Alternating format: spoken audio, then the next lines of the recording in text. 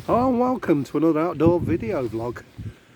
This time I'm back in the Troutbeck Valley and I have to say it's been a bit of a disaster really. I've lost my selfie stick, which is not the biggest disaster of course, but that's why you might be not getting the best quality here. But if you have a look around there,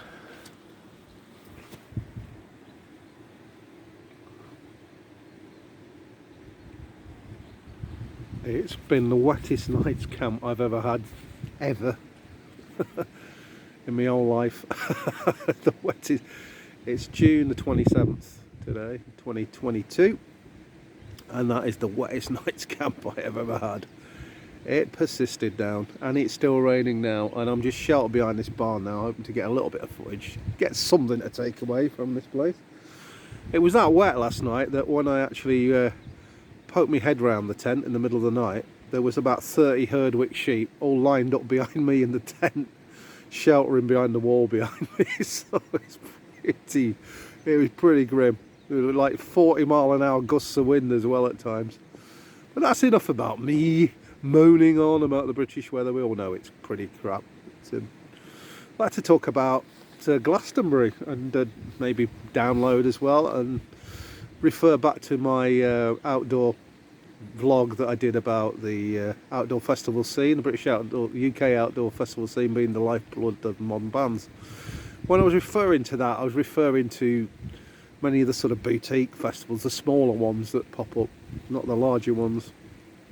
But there seems to be a little bit of a moan going on about Glastonbury this year. Sorry, I'm just trying to look where I tread in here. It's absolutely treacherous. Seems to be a bit of a moan going on this year with Glastonbury, and a lot of people dissatisfied with the acts that are on and all the rest of it. Well, first of all, I've got to say, you don't have to watch Glastonbury, do you? You don't have to watch the footage, you don't have to go. But I will say this, I think that festival's become more and more corporate in the last 10 or 15 years, to the point where, you know, any sort of up and coming acts now, it's very difficult for them to get on that bill now. It's all kind of, you know, the money men have got involved with it a little bit, and it's just diluted that festival, and it's more and more modern contemporary music, people miming and stuff like that.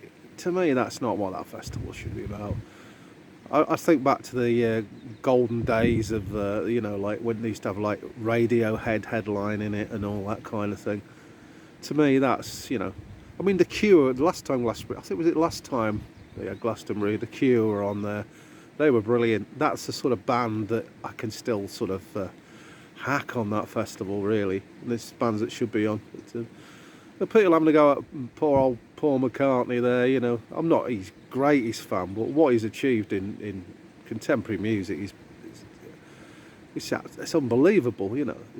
The guy's 80, I believe, so people should leave old Macca alone. But generally speaking, I think Glastonbury, it seems, this might seem a little unfair, but it seems more like a place to be seen than actually to go and catch something, you know, special music-wise, really. But yeah, I think Wolf Alice, a band I've got a lot of time for, I think they kick-started their career at Glastonbury sort of about 5 years ago. Yeah, let's see a bit more of that there, really.